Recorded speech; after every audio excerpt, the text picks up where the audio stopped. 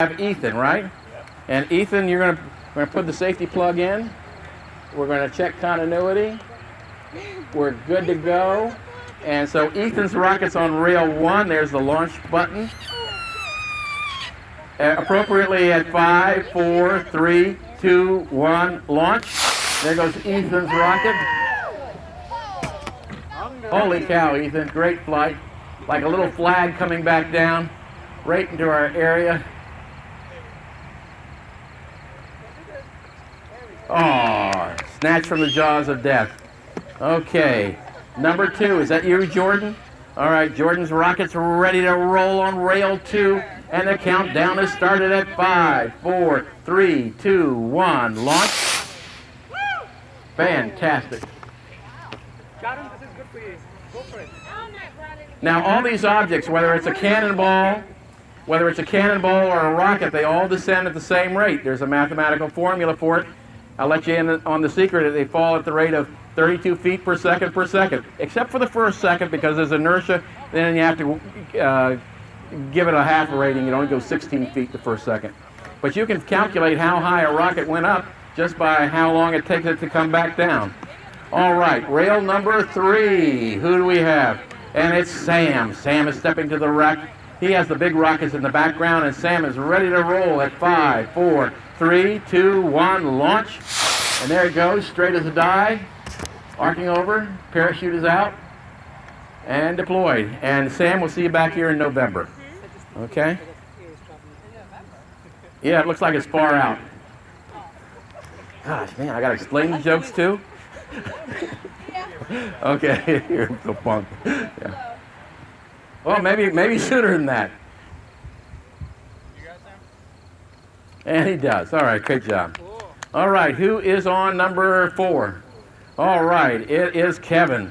Kevin, no pressure. Kevin, there's no pressure on this. That's an inside joke. Fortunately, we're outside. I want to introduce you to my wife. She's the gal with the umbrella there. Let's give her a hand. All right. We'll be here all evening, all right? All right, so Kevin's rocket's ready to roll on 4 at 5, 4, 3, 2, 1, launch. Okay, Kevin, you are catching this one, right? Okay, Kevin, I did say no pressure. No pressure. Hey, I think it's great you guys came out to help build rockets and understand them and a little mathematics. And I want to especially give credits to the kids on the hill who are skipping class today. Dean Brown wants to talk to you. And Missy's on 5. We're going to have to wait for aircraft. Closer, closer. No, one of our safety rules that we follow is that we don't aim at targets. We launch our rockets in a vertical manner, that we use electrical means, that we keep the rails either above eye level or that we cap them if they're lower than eye level.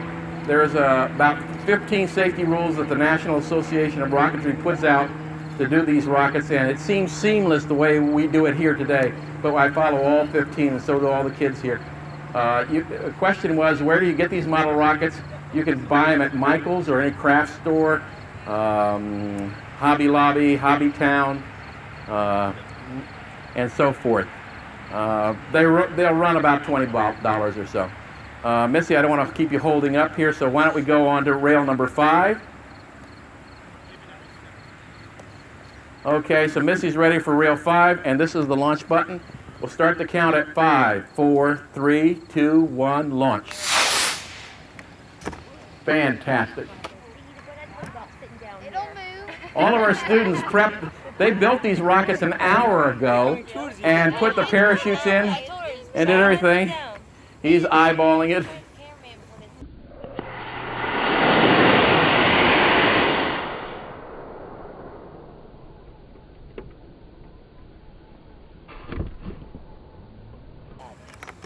He's running like a demon, a very slow demon.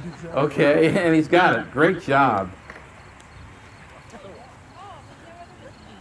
Okay. All right, this is the ringer here. This is our math teacher here. Let's see how she does compared to you guys. Okay. Unless it explodes. Yeah, unless it. Don't say that. Okay, you know where the launch button is? All right, ready? The one that says launch. That's right. All right, so you. Yeah, you can stand behind me.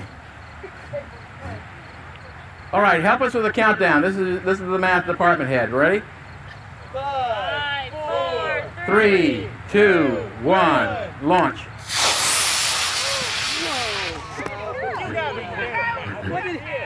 Okay, Maria, I know you to get it too, by the way, right? How'd you do that?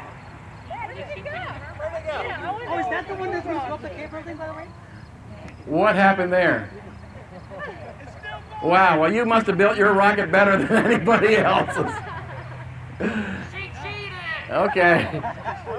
I don't know. I think it maybe went to Mars. Remember, a body in motion will...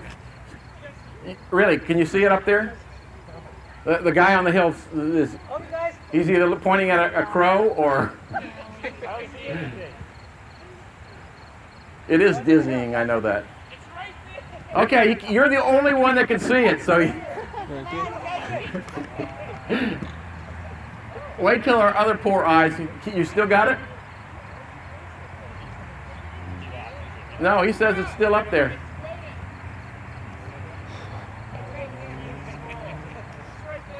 It's right. And you're pulling my leg, aren't you?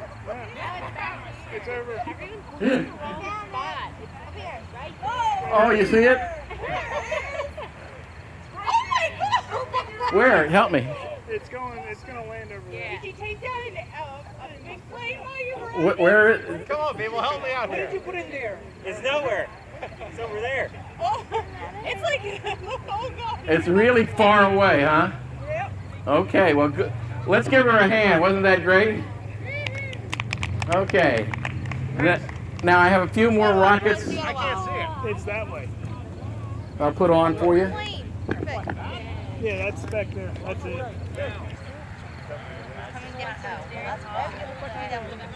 Right. Okay, here's some answers to some questions. Why did some of the rockets go off this way versus that way? We don't have much wind, so I discount wind as an example. I noticed that, for instance, I think it was, it wasn't Sam's rocket. Was it yours, Justin? It headed out that way, and then it came out. But the way these are attached on that rail is there's a little straw glued onto the side of it, which we call a launch lug. Well, his straw was a little off canter, so it wasn't along the longitudinal axis. It was off a little bit. That's why I stepped to the pad before he launched and looked at it, just to be sure that the glue wasn't coming unloose. And because it was off canter, then the rocket would kind of corkscrew as it goes up. You gotta think, get it. Right.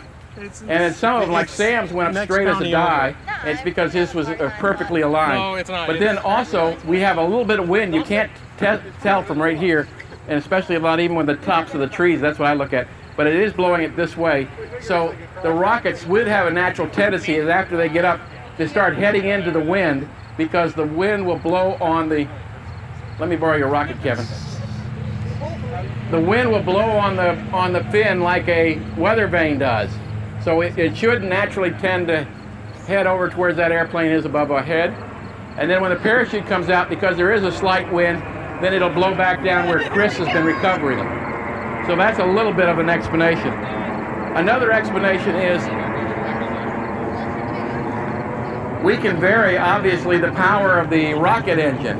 And so what happened was I exchanged Maria's rocket engine with a larger one that was twice the power as what we were launching. We were launching A rocket engines. They had about 2.5 Newton seconds, and Maria's had about 5 Newton second thrust. Okay, so that's the reason for that. All right, I got one more rocket to put on the pad, and then we'll be ready to roll.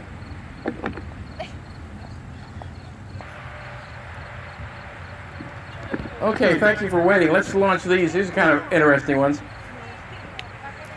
I just brought some to show you a little different assembly. This one is called, except for the nose cone, this is called a Big Bertha. Some of you have launched model rockets before, and some of you this is new, but the hobby has been commercially available since 1958. And believe it or not, that's when I started with it. I'm now in my 53rd year of launching these darn things. I think I'd learn after a while, right?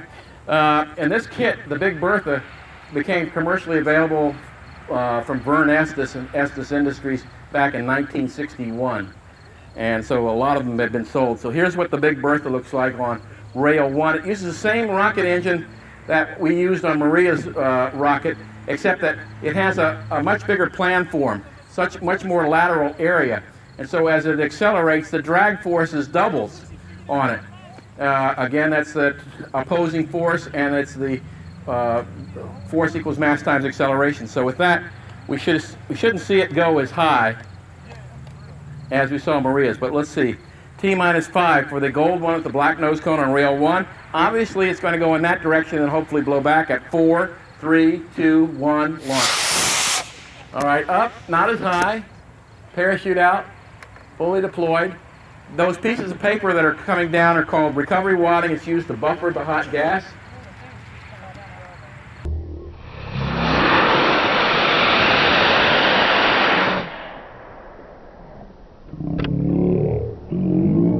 Okay, and so that one came down, great.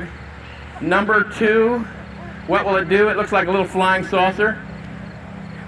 And this one's kind of interesting. It's entirely made out of styrofoam. It's called featherweight recovery. Instead of using a parachute or a streamer, it should just plop back down safely. However it comes back near you, just get away from it. Here it goes with 2, our little Raider, as it's called. T-5, 4, 3, 2, 1, launch. There goes the Raider. Heads up, please. Back up from it. Oh, I tried to get you. Almost got Jill. All right, so that was that. On launch. There goes the Raider. Heads up, please. Back up from it. Oh, I tried to get you. Number 3. Number 3 is called the Froton, and or no, it's called the Razor. And what makes this one different, if you notice that the fins aren't real fins, there are tubes glued on the side. So we're going to see if tubes work as well as fins on launching a rocket. Yellow and black on rail number 3 at 5, 4, 3, 2, 1, launch. Way up there, arcing over. Streamer is out. Fully deployed, coming back down to good old terra firma.